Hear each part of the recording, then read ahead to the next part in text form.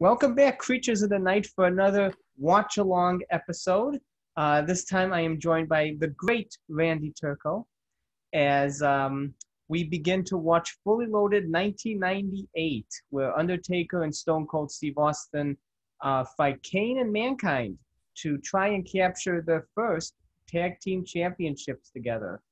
And when I say 1, 2, 3, play, we will hit play, and I am queued up at 2 hours and 17 minutes and 42 seconds. And before we start, Randy, any beginning words? Yeah, just thanks for having me back. I know we had a great talk last time. I think it was like an hour or so. I had a lot of fun. My AirPods were terrible and my internet was terrible, so I've went back to the Stone Age, and I've got the corded headset on today, so hopefully it'll be a lot better for us. And I know you had talked about, like, hey man, we should have you back on the pod. And I was just kind of thinking over the last few weeks, like, boy, I haven't bought a lot of stuff. My mailbox isn't nearly as active as your mailbox, so I thought I don't have anything to talk about. I picked up those Taker sunglasses off a WWE shop. Yeah, the purple ones, and I got that. I finally used that opportunity to get that Undertaker bleacher creature, and I put him on top of the Detolf. So I got some stuff, but nothing really to write home about. And I thought, man, what can we talk about? And then when I was outside staining my fence, I heard your episode, your first watch along by yourself with Hulk Hogan, the 1991 Survivor Series match, and I thought, he and I need to do a watch along for sure. And like that, I think you felt the same thing. And I think you just reached out to me before I could reach out to you. But I absolutely was thinking that as I was outside, like doing the Karate Kid, like paint the fence, and I was just thinking, like, we need to do a watch along. So it's really cool to be able to come back here and do this. Yeah, definitely. And I enjoyed having you on the pod the first time, and hopefully we bring you on again and you can talk about more of your collection and everything. I love hearing about it. Absolutely. I know you had talked about what match should we, what match sounds good. And I kind of put out there Fully Loaded 98. And I know it was a little bit before your time, before you were watching like in real time, I think. But I picked Fully Loaded 98 just because I know it's not spoiler. It's not a textbook example of tag team wrestling. It's nothing to write home about. The Attitude Era is textbook anything. Right. So. But I loved it because the Undertaker wins the tag team titles, and he did have a world title run in the summer of '97 that was pretty good. And I don't really remember the '91 world title run because it's 6 days and it was pay-per-view to pay-per-view. I didn't really see him on like a Raw or anything with the belt back then because there was no Raw. So I saw the 97 run, but he had never won anything else. And I think he's a little too big for the Intercontinental belt or the European belt. And there was no hardcore belt at the time. And so when they actually gave him the tag team titles, I thought I felt like a Super Bowl to me. I was like, oh my God. It's a big deal. I'm looking for it in the newspaper the next day. Like, surely they have to be writing about this in the sports section, right? Like, he's the tag team champion. They can't take this away from him now. Right. And so I loved Fully Loaded 98 just because of that. And I remember that we, in college a few years later, they actually had a video store go out of business, Video Update here in good old Minnetonka, Minnesota. So my friends and I went there, and my friend James Wheeler lived in Minnetonka, and he said, hey, we got to go and raid their sports entertainment section, and they're selling everything at liquidation, like $2, $3, $4, $5 a pop. We could just buy the entire wrestling section. So we bought the entire wrestling section and we brought it home, and there was like 3 or 4 of us, and we kind of had like an NFL draft. Like, with the first pick, I will take this tape. Wow. And at the rate VHSs have now climbed, people I know, like clamor for them again, what the heck? I picked Fully Loaded 98. That was one of my ones. Who wouldn't? Right. It was, they slice the box and they put it in that white clamshell case. So, oh, wow.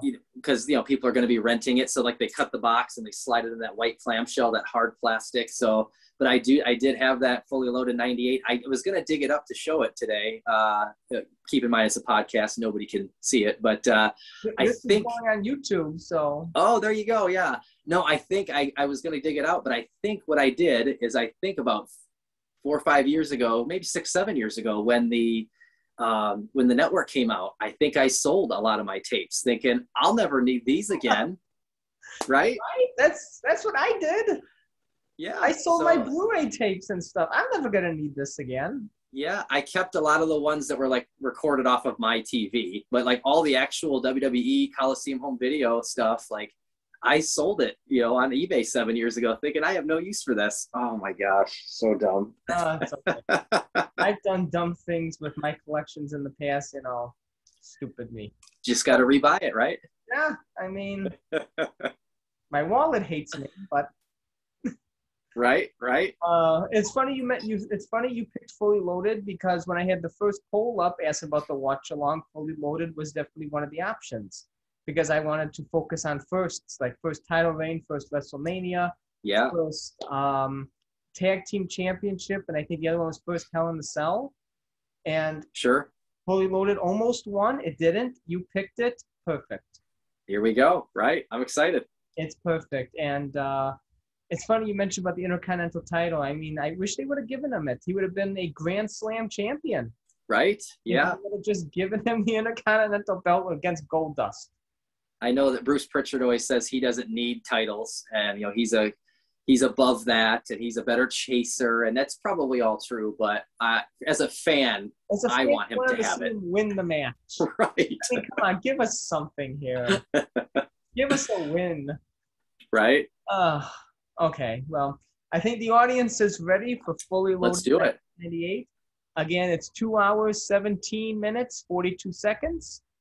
3, 2, 1, play. So everybody get ready for The Undertaker and Stone Cold Steve Austin against Kane and Mankind for the Tag Team Championship. And if that doesn't scream Attitude Era, I don't know what will.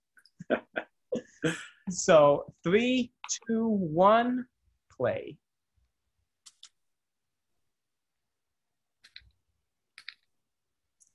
So I think this is starting off with the Tag Team Champions coming out first. So you got to keep Austin and Undertaker to the end.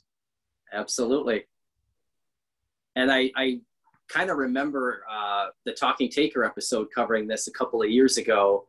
And I remember they made a really good point about this middle of 98 was kind of like one of the few times that both companies in the Monday Night Wars were like operating on all 8 cylinders, like everybody's at full song, because, in 95, 96, 97, it's maybe a little bit more WCW than WWF. They're kind of getting their butts kicked for whatever it was, 83 weeks. And then as we know, as we get farther into 98 and 99, WCW is going to start to kind of on their descent, unfortunately. And then, but this is a time where both companies are kind of operating at full song. So everything Steve Austin and The Rock and DX does right now is gold. And then you got WCW, you got Goldberg and Hogan in the Georgia Dome for their title. So they're still doing some pretty good stuff over there. So this is like the golden era of wrestling. Yeah. Competition brings out the best in McMahon. It really does. It really does. Look at all those signs in the crowd. I mean, you don't see that now. That's the first thing my eyes go to, the signs. Yeah.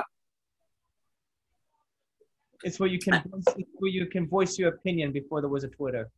Yeah, I went to that Zamboni Raw, that Steve Austin Zamboni Raw in Detroit in September of 98, so a couple months after this. And I mean, during entrances, you couldn't see anything because it was sign. Like everybody had a sign. You were there when Undertaker and Kane beat the heck out of McMahon? Yeah, I was there. Oh, I was in the nosebleeds, but I always tell my friends I'm contractually obligated to mention that I was there every time they show that highlight of Austin. Oh, my God. I was at Zamboni Raw, yeah. We have to talk about that in another episode. For sure. Another watch along, right? Yeah. I love that Taker's third. He's the third guy out here. Yeah, the tag champs come out first. And Austin is so hot. The whole story today was like, Taker's not here. He's not in the building. Is he going to show up? If he doesn't show up, the Brooklyn Brawler is going to have to team up with Austin. He's his proxy. And yet, even though the storyline is we don't know if Undertaker's here, Undertaker's, you would think, come out last to sell that whole storyline, but obviously Steve Austin is that big pop when that glass breaks, so yeah, Undertaker still comes out third. And the music, if you can hear the music, is it's not his usual funeral march, that Chopin funeral march. I love the electric guitar riff. Yeah, he's not quite the Ministry yet. They don't have like him talking in tongues dubbed over it or anything, but it's definitely getting there. Yeah. I also noticed about the entranceway. It's really simple. Very simple. Yeah. You know, it's just like a chain linked entranceway and just a sign. And yeah, they didn't have like a theme or whatever. Yeah. They didn't have the themed sets. No entrance cape either. No, nothing. Really playing on the idea he just got there. Yeah. Yeah, I love that they were talking about in commentary how that Undertaker just got here 20 minutes ago. Him and Austin have had no time to talk about strategy, as if they are like ball. You know, Undertaker's like always the first person there. Right. Here comes Stone Cold. I mean, he everything he touches is gold right now, and he's still got that elbow pad from that staph infection last month with the King of the Ring. I can't believe that. Oh, they were going to wean him in the aisleway. And I love that they started brawling in the. I love they started brawling in the aisle. They didn't do a collar and elbow tie up. Not these guys. Oh no. Undertaker, Mankind, Kane, and Austin. No time for that. Right. And this is a big month for Kane, right? Like as Kane, he just kind of started appearing in late '97, and here it is. It's June of '98. He's already been a champion for a day, and now 2 weeks later, he's a tag champion. This is a big month for Kane. It is a big month for Kane. Yeah. Big couple months. You know, a couple months before this, he fought at his first WrestleMania. That's right. Absolutely. Yeah. It's funny to watch this and think, like, especially during the Attitude Era where the belts are just kind of like on a merry-go-round, like you would think, like, there's no way Kane's not going to win the WWF title ever again. There's no way. And he doesn't. I mean, he wins the big gold. No, but he doesn't. Yeah. Yeah. Next one is 2010. He wins the World Heavyweight. Yeah. I guess. To me. What's that? It's shocking to me. He doesn't win it again. Yeah, it is shocking. I guess he's in that same area of Undertaker. He's a better chaser, and he doesn't need the belt, I suppose. At least Undertaker got it in '99. He did get it back, yes. And 2002, he had the unified one, the undisputed title, yeah. And the World Heavyweight 3 more times, so. Right. So Kane's a little worse off. Got Mankind wearing his he's already wearing his shirt and tie. I think he put that on to impress Vince, right? Like he's trying to show Vince like he's corporate. I think kind of get into the corporation. And this is only like a month after being tossed off the cell. Right. There's a couple of spots in here when we watch and he gets like Austin kind of like blocks him into the table, spoiler. And I'm just thinking like he just got thrown off of the Hell in a Cell 30 days ago. How is this guy doing this?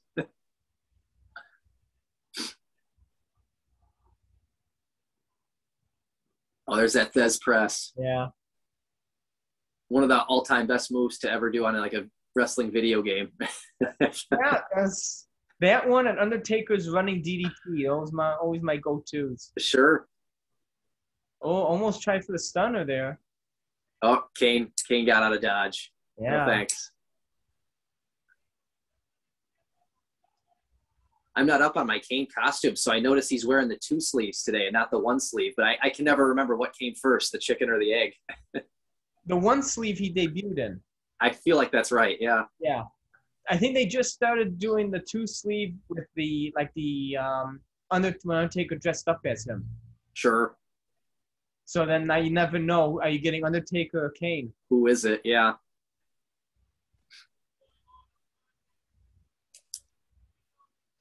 Oh, tagged in. And this is one of the few times I think Undertaker, I think he's going to go for old school here, and I think he's going to hit it. Like he never hits it with Foley. Foley always like be able to counter it.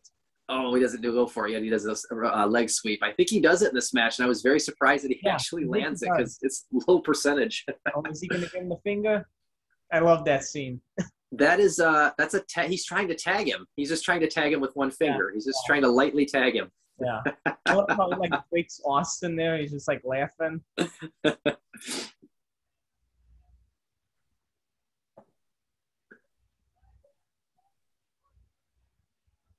It's such good storytelling, Undertaker and Kane. It just like Undertaker was like hesitant when he came in just to hit Kane. So it's like, are they in cahoots, like Vince says? Yeah, I noticed in this match, of course, there's a lot, as you see right now, there's a lot of Undertaker and Mankind being paired off because he can't destroy Kane with a chair because then we'll know that they're not in cahoots, you know? So Right. the whole night he's basically beating on Mankind. Here's the old school. Yeah, here's the old school. Does he And I connect? remember thinking, oh, there'll be a reversal here in 3, 2, 1. And then he nailed it. I was shocked. He never connects against Mankind. He connects against Mankind. I need to go through and calculate pay-per-view percentages. Like a NFL kicker has a field goal percentage. I want to see like what is his percentage of landing that move. It isn't good. God.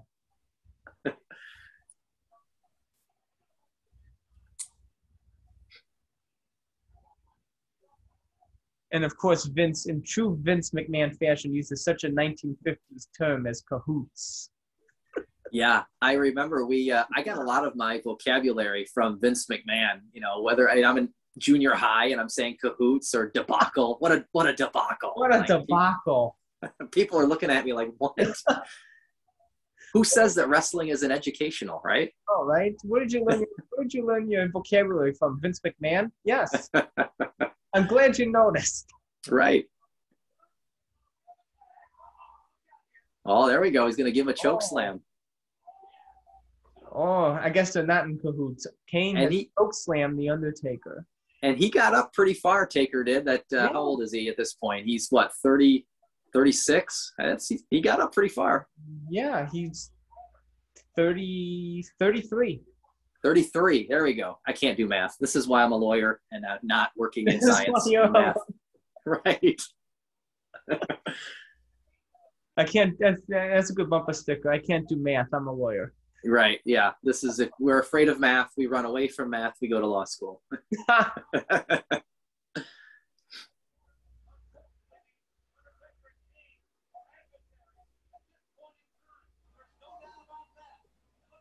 Have you thought of, I know you usually talk about like toys that remind you of this era or this particular match or his attire. Did you think of any off the top of your head that reminds you of like, I don't know, summer of 98 or fully loaded 98? Because he's kind of wearing his generic garb for the time. Like you said, no entrance gear really today. He's wearing his pirate shirt, which looks like a black version of the poofy shirt from Seinfeld, you know? Yeah, I mean, my always go-to during this era is the Jack Superstar Series 7. I think they always, that one nailed it with the new body sculpt and that head with the flowing hair. Yeah. Because Mattel really hasn't touched 1998 Undertaker. Right. So I always go back to the Jack's Superstar 7, and I think that's like my favorite bone cruncher. That and the Superstars 9 with the ministry robe. Sure. Oh, yeah, I have that one. Yeah, I think you mentioned that Mattel hasn't touched 98. I think maybe in last week's episode. And here we are with this week. I think it's us. I think we spoke on our episode together. We spoke the Ultimates into existence. We talked about Ultimates, and here it is. I remember. I hope it's 98. I hope it's WrestleMania 14 for both of them. Yeah, I would take that. I mean, I would take anything. But, yeah, that would be awesome. I would take it. They know I would take anything. With that big, Batman cape or whatever that he wore for his entrance, yeah.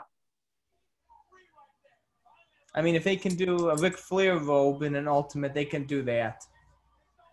Yeah, for sure, absolutely. With Ultimates, you almost have to. I know you're a Minton box collector anyway, but you almost have to leave that one in the package because to show off all the crap that you're getting. All the accessories, all the heads. Some of it just makes sense. Like I have the that black and white Undertaker that looks like the Vengeance O2 poster. I still need that one. Like, it was like 100. There's Mankind getting blocked into that table. And he went kidney first. It's crazy. God. The referee's getting the 2-finger salute. Man, I don't know how. Man, look at this big back body drop onto the floor. Like, how is he doing this after Hell in a Cell? I know. Only a month removed. Right. Yeah, I would still be on. I'd still be on the injured list if I was him. A month removed, and it's not even it. Like the same night he comes into the Austin match, and I think the next night on Raw he's there. I think. Right? Oh, that looked terrible. Thud. It It's looked like a, Shawn Michaels eating the table on that sunset flip at WrestleMania 24, and he lands on his stomach on the side. but this one didn't even break. No, it didn't. I think Michael's broke, right? I think the table broke. I think you're right. Yeah. Oh, Oh,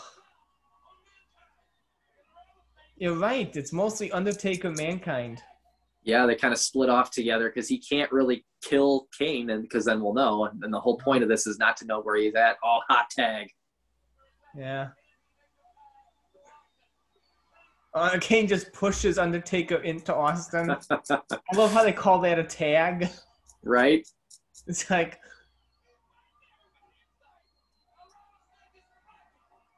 Austin's cleaning house. Undertaker clotheslines Foley over the top. And Paul Bear is just classic on the outside there. Paul Bear's so good. Oh, there's a chair. Somebody introduced a chair into the ring. I didn't see what it was. Taker. I think it was Taker. I think he gave it to Austin. And look at that chair shot. And if you have the noise on, it is just sickening, that noise. I mean, Kane took that right in the head and did not block it. I know. And I think hopefully the mask protected a little bit.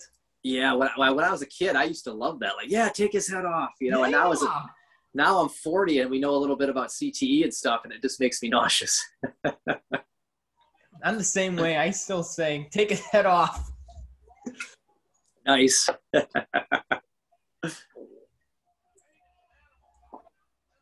Remember when they used to have those photographers by the ring? I do remember that. And, you know, it's always based on when they want them. They're like, WrestleMania 11, and it seemed like there was too many of them at WrestleMania 11, and King of the... Like they took up the whole side of the ring, right? They did. Right? And King of the Ring 93, and, you know, one of them, they think it was Harvey Whippleman, and his camera exploded in Hogan's face, and that's how Yokozuna beat him. But, yeah.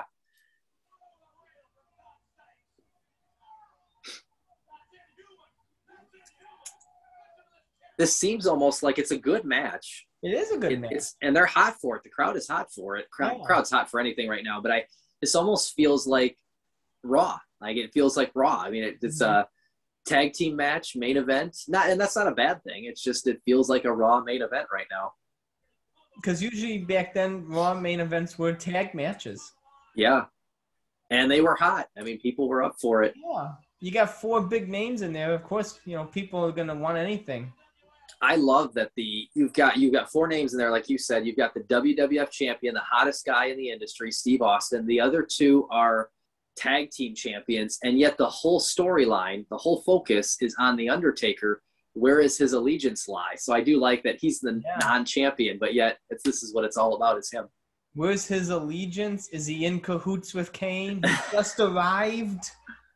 Right? He just got here. He drove here in those clothes, apparently. Well, who wouldn't? I mean... Right.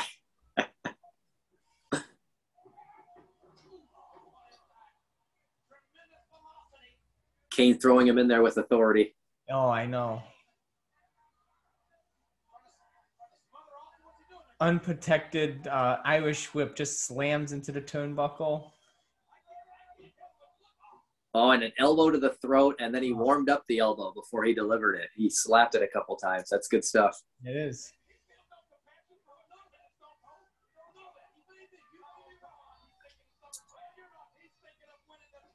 I like JR and King are going back and forth saying Undertaker has no compassion for Austin.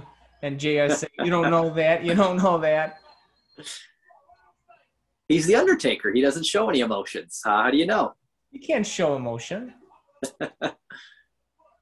He's in his corner. He's ready to take the tag if it's there.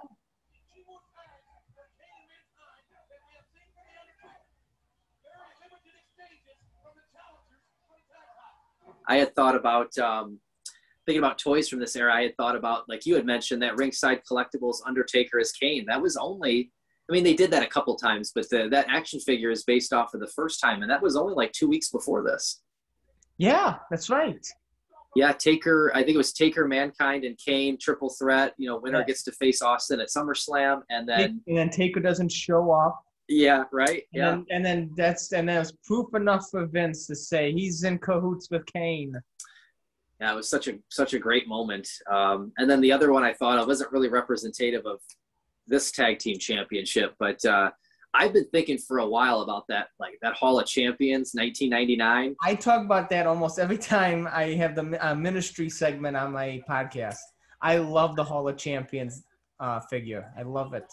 I mean, I know that's more, we call it the Amish devil because he's got that long beard with no mustache, you know?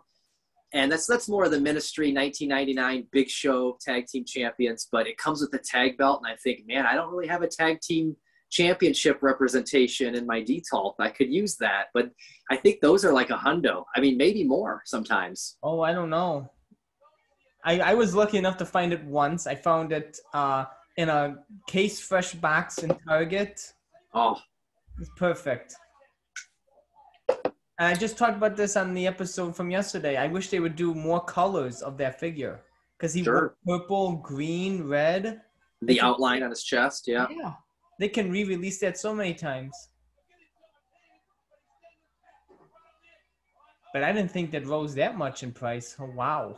Yeah, I think I looked, I set a timer for a couple of weeks and they were all like 100 or more. So I took off the timer, but yeah, maybe I should put the alert back on and just kind of check it out. I thought about it a couple times because I don't have a tag team title Undertaker. I have my Hasbro belt on the very first Undertaker. And I have the, one of my Jax Undertakers with Paul Bearer. He's holding like the Jax belt. Oh, nice. So I've got that. I've got a couple of world title, but not the tag belt. So I thought maybe that's something I should do. You may get lucky one time. Maybe you'll win it in a bid or something. Or, somebody posts it and doesn't know what they have or they don't care. Yeah. There's a nice choke slam. Austin took a good one too. All good finishing moves in this match. Everybody's getting high air and everything. Yeah, Mick Foley, I was just saying, he's saying, spike him. So he's telling Kane to give him the tombstone by telling him to spike him. Not happening. No. Ooh. Oh, and he got a stunner for his trouble. Oh, no, not the claw. Oh, another stunner to Foley. That's right, this is before Mr. Sacco. Yes. Oh, my God. So it's hot tag time, and Undertaker's standing there, but he sure as hell isn't leaning in for the tag. That's for sure. So moment of truth here. Is he going to help Austin, or is he going to walk away, or what's he going to do here?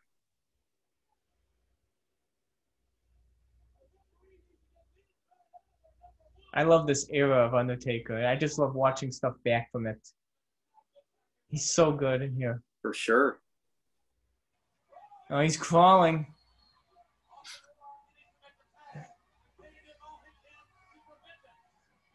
Taker's not reaching down. No, not reaching down.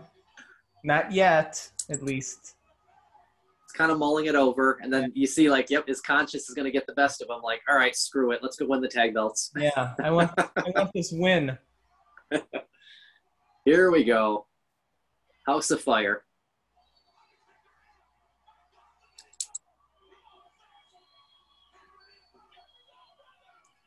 Boom, big boot. Did you see Taker just hit that big boot from the standing position? He got Mankind in the face. Oh, a low blow. Oh, mule kick. Oh. Big choke slam. Yeah. To Kane and now Mankind. And he just ate a choke slam right after Hell in a Cell. Going for the tombstone. Big point here by Talking Taker too. It only takes one tombstone to beat him here. Only one to beat Kane. But it took 3 at WrestleMania 14. Yep. And that is it. Undertaker has become tag team champion for the first time. The first of 6. And I love that he helped Austin. He took the tag. He cleaned house. And now he's leaving with both titles. Oh, he did almost all the work. He deserves both. Right. He showed up. He did pin the guy. Yeah, he did pin the guy. He took out Mankind and Kane at the end. Yeah, Austin's busy with the world title. Taker will just take these. No problem. He can give it to Austin tomorrow at Raw. He does. If I remember correctly, that's what he does. I think he gives it to him the next day. Yeah, I love this sign-off, Taker with all the gold. Yeah. And the first title of any in a couple of years, right? Since the summer of 97. Or no, 1 year. So it's the summer of 98 right now. Yeah, so 1 year, about 1 year without a title. Right? That's and it. Then, and then the following year in the summer, he's world champion and then tag champion again. Again, right. And I looked it up, too, the tag team titles. So that's his first title run. I looked up out of the 6 or so that he had, all of them so short. So the last one that he had with Kane in like the summer of 2001, I think for a while they had the WCW tag belts with those two at the same time. Yeah. And so that was that was his longest tag team title reign, and that was 29 days. As sad as that is, 29 days. All the other reigns were shorter than that, and this one lasted 15. 2 weeks. 2 weeks, and I looked it up. They did have successful defenses against the Nation. Yeah. So they beat Young Rock, not from NBC, Young Rock, but like a younger Rock and Owen, I think. And then I think they beat the New Age Outlaws, if I'm not mistaken. Yeah, I think they do. So on a couple of Raws, I looked that up. So they did get a couple of defenses in before they ultimately lost it back to Kane and Mankind. So they lose it back to Kane and Mankind? Okay. Right, because they're going to obviously go off to SummerSlam, and then Kane and Mankind go to – I think they defend against the Outlaws at SummerSlam, or at least Mankind does. That's right. Kane doesn't show up. Right, yes. That's right. I remember that now. Yeah, and I don't know about you. Well, of course, I know you weren't watching in real time, but, like, I knew – what am I at the time, 17? I knew SummerSlam 98, they're not giving the belt to The Undertaker. I wanted them to. I know. But I knew they would have a good match, an okay match, but I knew that they wouldn't. He just lost the belt to Kane and got it back. I knew they weren't going to give it to Taker. I was hopeful they would, but I expected they wouldn't, and they didn't. So yeah. And then they have the shit show afterwards. The triple threat where Kane and Undertaker can't pin each other, so they both beat Austin, and then McMahon vacates it. Oh my God. It's kind of an interesting time. Like I said, I was at the Zamboni Raw in September of 98. And I know one of my other favorite Raws, I wasn't there, but there's a Raw, I think it's the Raw the night after SummerSlam 98, where Vince talks about The Undertaker and Kane aren't they're not as destructive or as dominant as they should be. He's kind of like motivating them by talking about how they're not so great. And like, so The Undertaker and Kane take umbrage with that. And they come out like, and they interfere in like 6 of the 8 matches. Oh, like, that's right. I remember that. Yeah. I remember that. And they're all random, like Ken Shamrock versus Val Venus for no reason. And then the reason why is you know that they're going to come down in 2 minutes and destroy everybody, you know, and they did that all night. It was great. I remember that. And Jay was like on the commentary saying, what are they doing back out here? Yep. Yeah. Oh my God. I remember that now. It's like almost comical. Yeah. It's almost comical. Like every match they come out there. I think a lot of people at the time maybe were annoyed with it, but I loved it. I thought it was great. I thought it was hilarious. I can't get annoyed with anything they do with Undertaker. No, not at all. It's good stuff. This is good. We should go through every tag team title win. That's what we should do. That should be our watch along. That should be our watch along theme. Some of those are obscure. The SmackDown where they with him and The Rock and they win the tag belts from RTC. Yeah. Is that it? Oh no, they beat Edge and Christian. They beat Edge and Christian on Raw. You're right. And they lose it back to Edge and Christian on SmackDown. That's what it is. Yes. Oh my God. Yeah, but that one, and got 2 at Big Show. SummerSlam 99, and they win it back at the Buried Alive on SmackDown. Yeah. I don't know if I mentioned it last time, but I got a funny story with SummerSlam 99 is that was in Minneapolis because of Jesse the Body was the big referee. Right. That's right. And I'm living in Michigan where I grew up, and I'm going to Minnesota to be a freshman in college at the University of Minnesota in Minneapolis. And I'm a freshman in 99. And so SummerSlam 99 is in, I forget what the date was, but like mid-August of 99. Yeah. And I show up for my freshman year, like my mom and dad drive me with my car full of crap for my dorm room.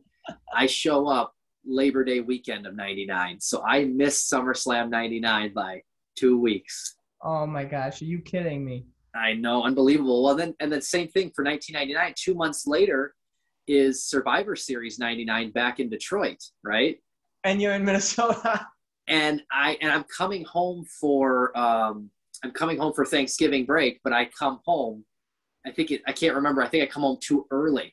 And I think Survivor Series is a little later, or maybe it's the opposite. But again, yeah, I missed Survivor Series 99 by like a week. And I'm like, oh my God. So bitter.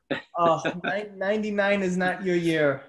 And I've still never been to a SummerSlam. I've never been to a Survivor Series. Like that was my chance to go to both of those. Oh, it's so funny. That is actually comical as well.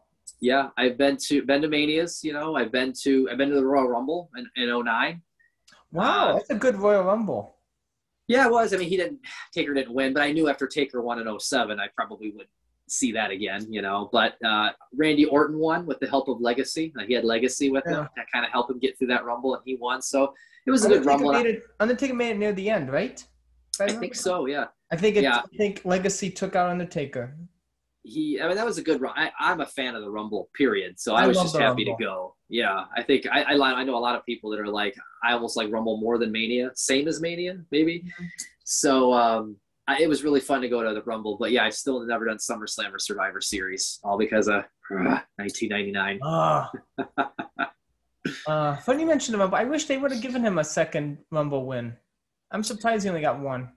I would have loved that. I mean, I know wrestling is staged and predetermined, but I just think it's confidence from the office to say, like, you're the guy. And I know that Taker kind of was established and they kind of use it to establish new people. But again, as a fan, I want to see him win this thing. So That's why I was so excited when he won on my first date with my wife, and I was high-fiving everybody in the restaurant. And,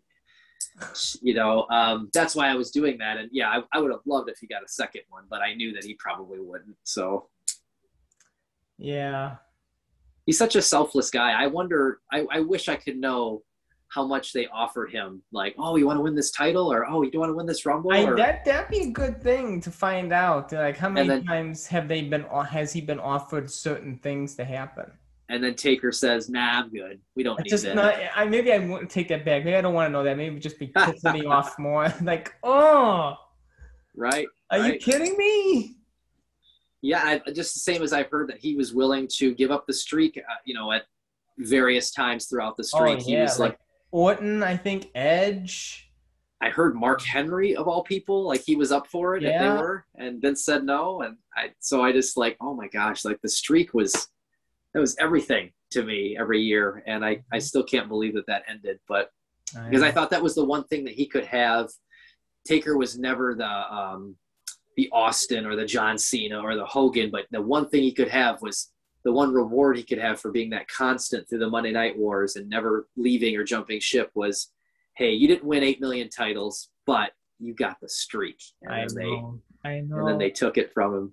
I was not a happy camper. I wish one time he would have just put himself first and say, you know what? No.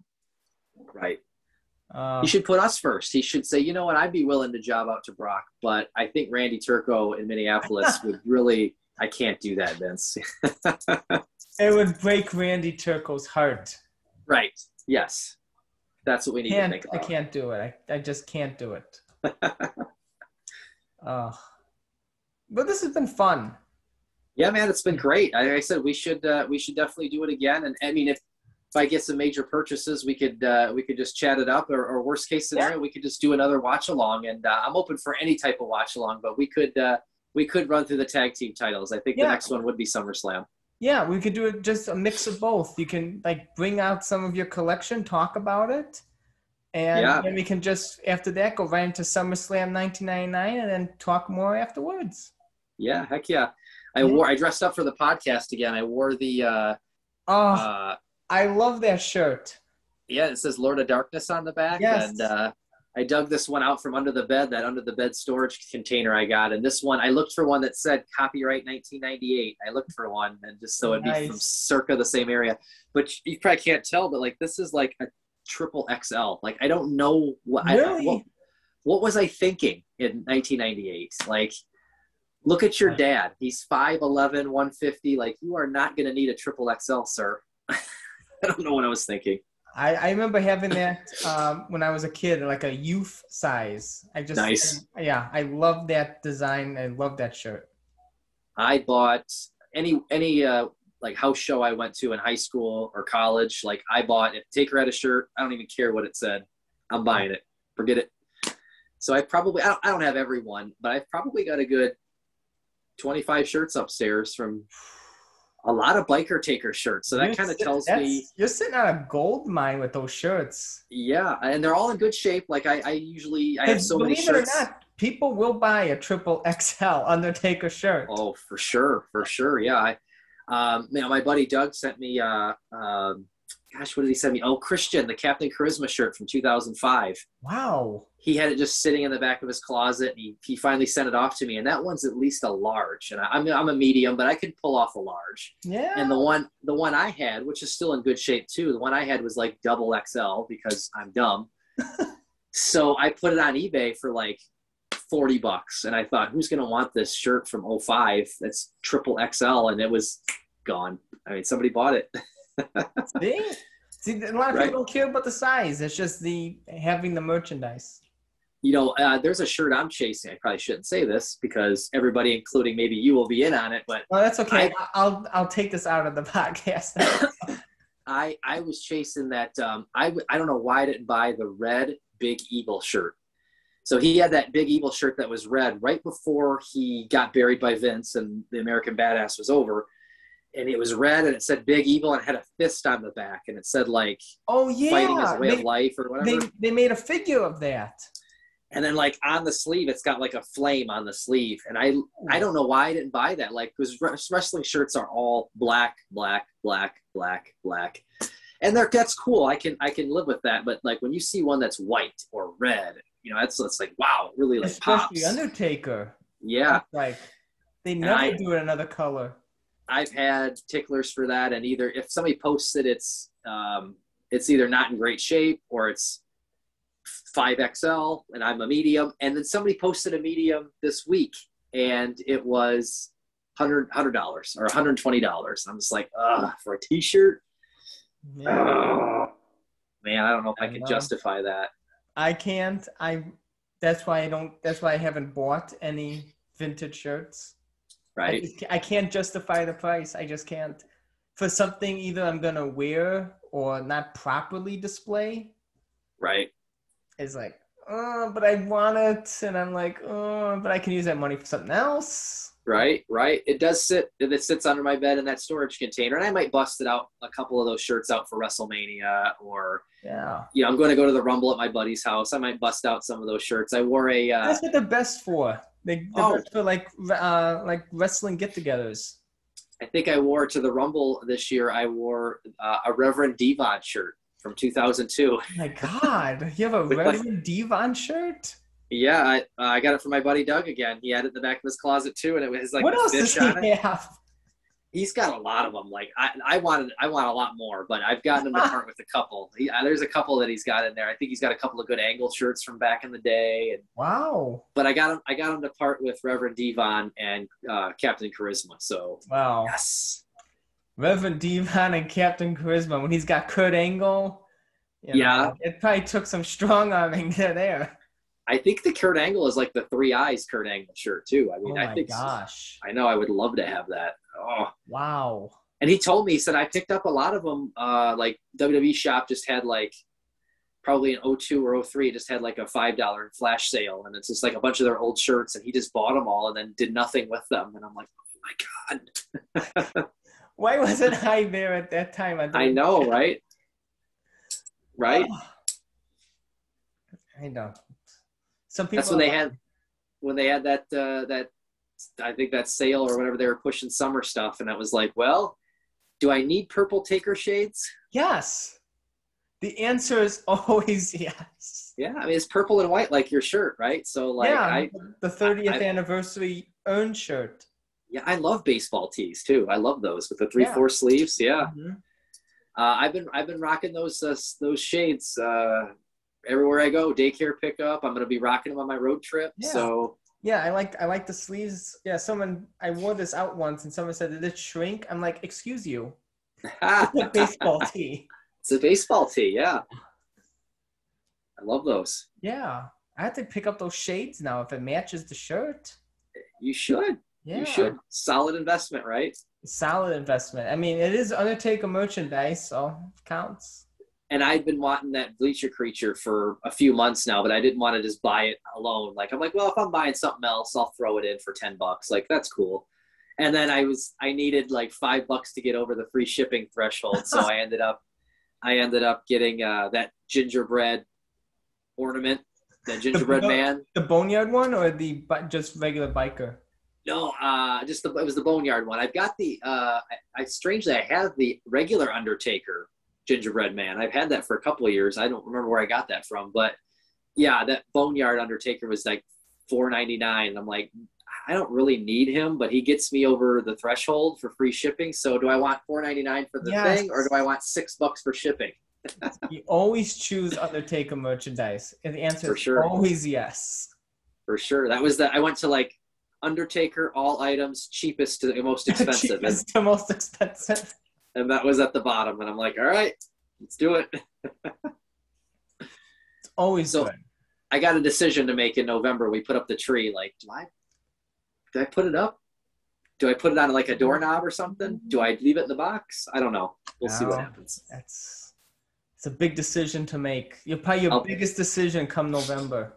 I'll probably put them up. I've got those two gingerbread men, and I think I got a regular Undertaker one where it's just him in his trench coat and his hat. I think I got a regular Undertaker ornament. They made so many of those things. Right. I did go back and I bought, I think it was last summer, I bought one of the bulbs from the Attitude Era, like a regular Christmas bulb, and it just says, it has the Undertaker, like, I don't know if he's doing a choke slam.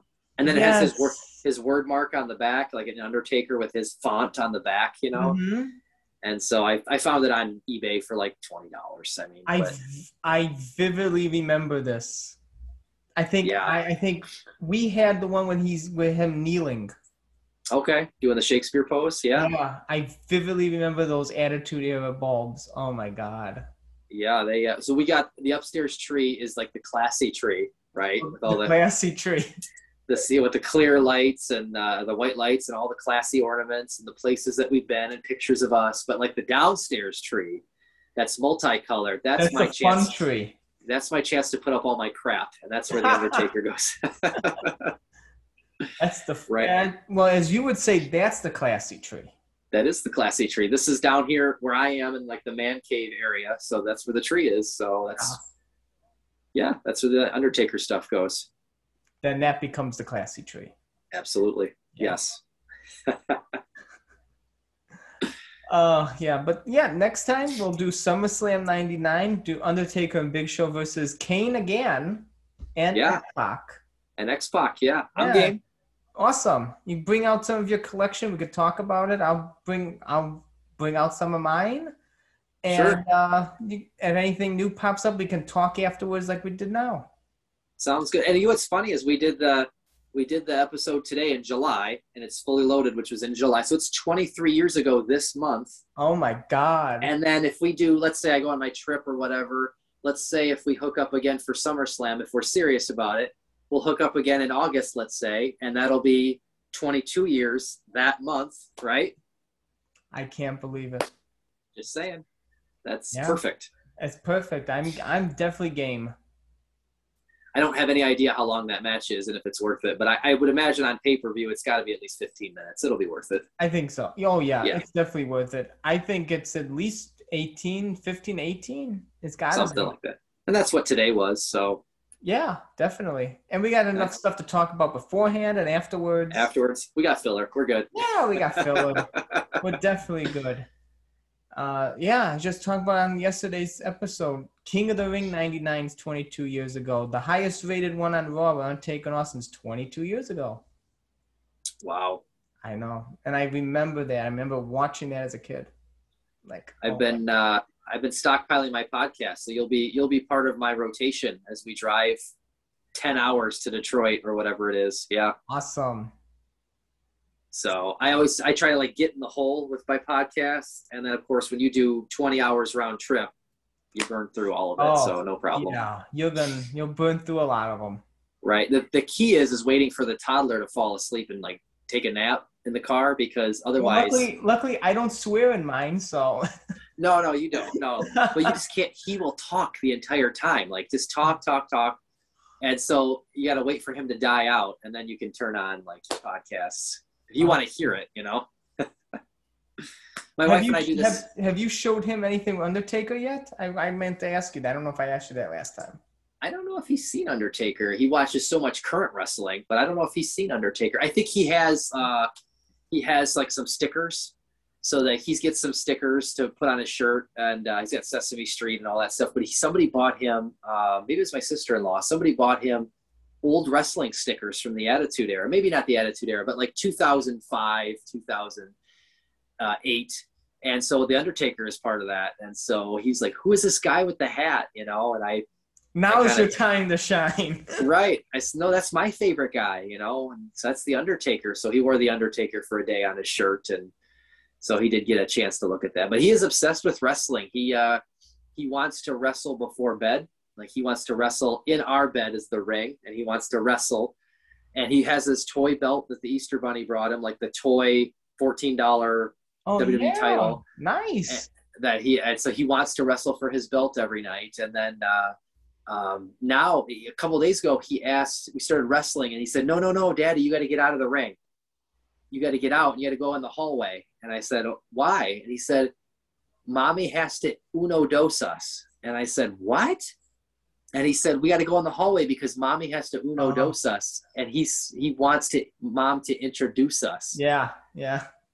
And so he literally made my wife say, like, coming down the aisle, weighing in at 32 pounds, Fitzgerald Turco. And then my son walks in and kind of rolls onto the bed, and then she says, okay, now coming down the aisle, the challenger, Daddy, weighing in at, and then she said, how much does Daddy weigh?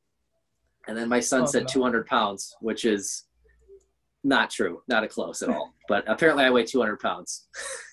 Well,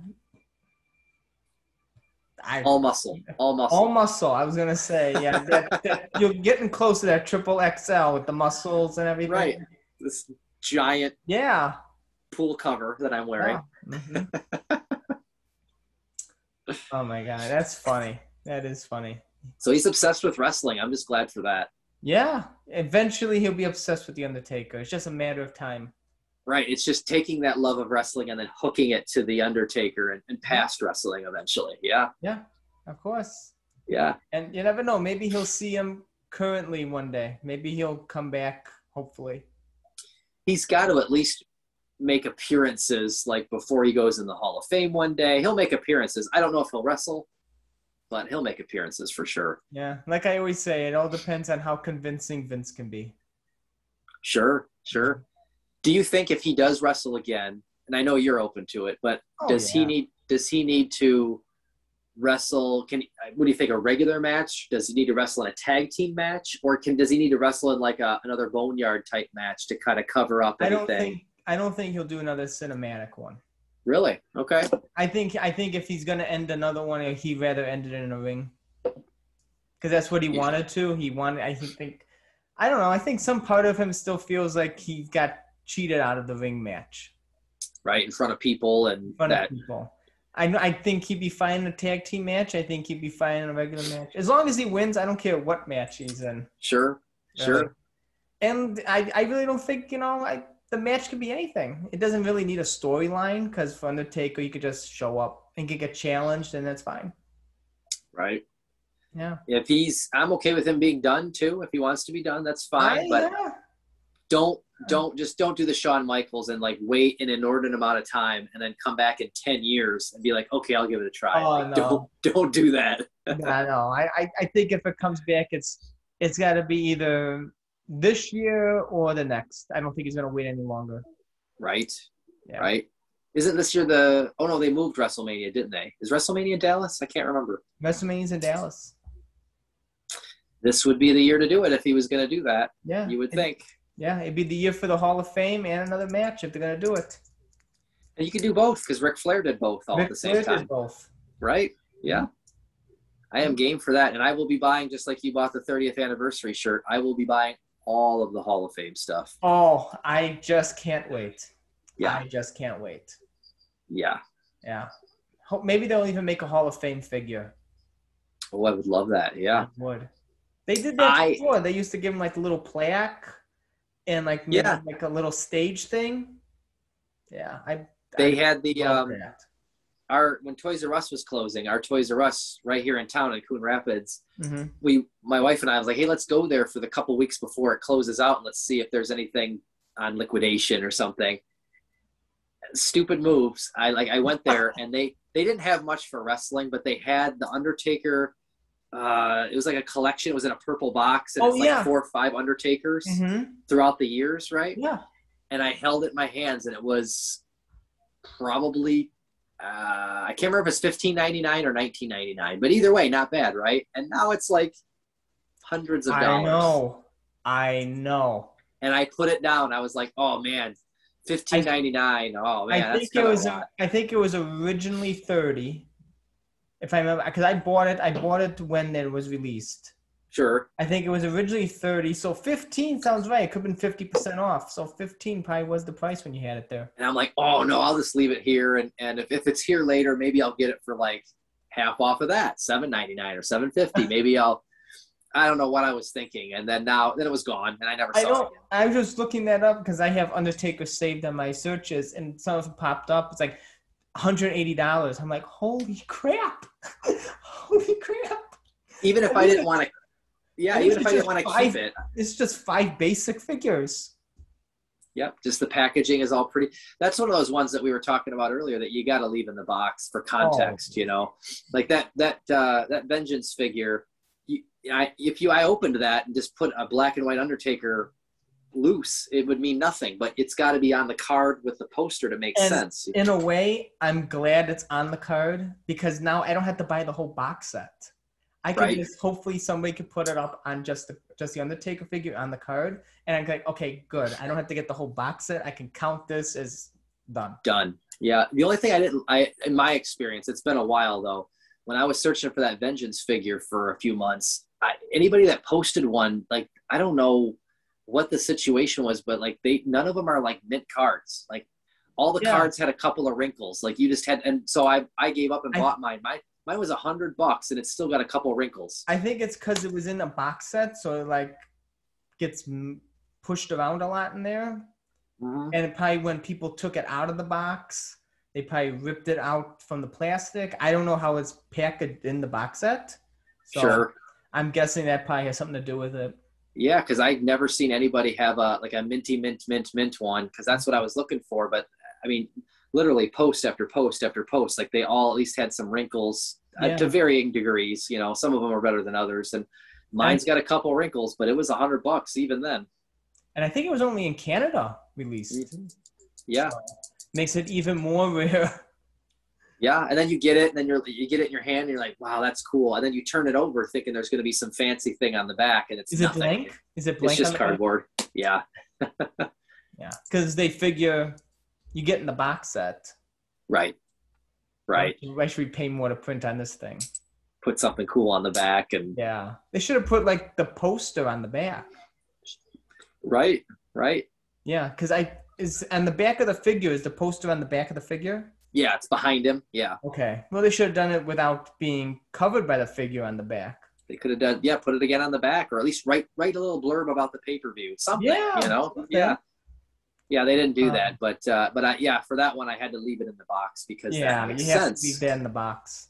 Yeah, and I probably talked about it before, but that I forget if it was Monsters or Zombies, but one of them, I thought the packaging was really cool because the bubble is a casket. Is the casket? Yeah, it's the first one they made. The Zombies. There you go. Yeah, and I was like, I can't open that and get rid of it. That one looks awesome. I have to leave that where it is. Yeah, You know? I that is a nice one. I like how they did the bubble as the coffin. Right. Yeah. And I like that the Ghostbusters crossover with the slime coming down. Like, Yeah. that's pretty cool. So I mean, I left it in there for now. If I ever need the room, I'm gonna have to take them out. But for now, I'm gonna leave them in there because that box is pretty cool. Yeah. I like when they do interesting things with the packaging. Yeah, I like that. But we were talking about when that Ultimate comes out. I mean, the Ultimates. I mean, the box isn't always that great. It's nothing to write home about. But like, just to be able to see everything that you're getting on display. And then sometimes, if there's like 3 heads, and you compelled, oh, should I get 3 of these to open? So you have 3 different Undertaker variations. Sure. Yeah, I can't wait. I can't wait to see which Undertaker it is, and then that Mean Mark Callis. I was just thinking like my Dead Man shelf is a little bit full than my American Badass shelf, and I was like, I wonder what I could put there. And then they announced Mean Mark Callis, who's not the American Badass, but he's not the Dead Man either. I'm like, I bet you I could put Mean Mark Callis right in there. Yeah, I hope it's true. Yeah, that would be awesome. Yeah, I'm guessing next month at San Diego Comic-Con they should prove it. Hopefully. Announce it, and then maybe that means it'll come out fall, winter, maybe. Maybe. Be all right with me? Maybe even near the end of the year. Christmas time, Q4. Yeah. Yes. Because the next series of Ultimates is Rock and Cena, and I think that comes out August or September. So then 11 will come out November, December. Excellent. I'll be hunting. That's for sure. Yeah. Yeah. We'll have to hunt for each other. Or I might do ringside just to have it too. I think I'm doing ringside just to have it because my targets are shit. Yeah, no doubt. Excuse my French, but no, it's true. I anytime I look for I know my buddy collects a lot of the WWE, the Masters of the Universe WWE line, so I'll look for him. Like I wanted the Undertaker one. Did you ever I never found the Undertaker in person. We found 2. My buddy Gene found one. I don't know. He works for a comic shop, so I don't know. He knew a guy who knew a guy who knew a guy. So he got us one, and then my wife found one near her work, like 2 counties down. Wow. And she found one near her work, and like we compared the 2 to see like which one is better, like the card, and they both were fine. They both had identical. So I kept one, and I gave one to my other buddy who's collecting all of them. Nice. Yeah. And so we found 2. That they completely skipped the series here. And that was the time when I can I was checking like the Brixie, the Brixie thing, and and the Walmart here the thing jumped up. So I'm like, they finally got it. They got a re-release of the series 2, the series right beforehand. I'm like, I just gave up. I ordered it on eBay for like $5 more than retail. I'm like, I'll just take it. That's not too bad. I mean, sometimes it's just worth it. And then the next time they jumped up and went to series 4, so they completely skipped the series. And I'm like, there's some of them there's some of them I never find for my friend, and there's some that I've seen, like the Mr. T one that they had. I saw it one time. Yeah, I saw that one. Yep. Mm-hmm.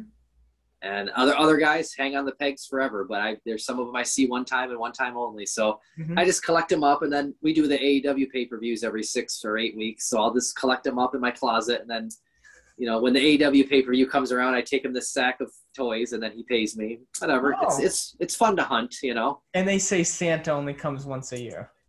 Right. It gives me something to hunt for when there's no Undertakers or stuff. It kind of gives me that rush, Yeah, I literally thought I would never find the Legends Undertaker. I thought I never would find it because my target was kept on getting series 7 and 8 in stock.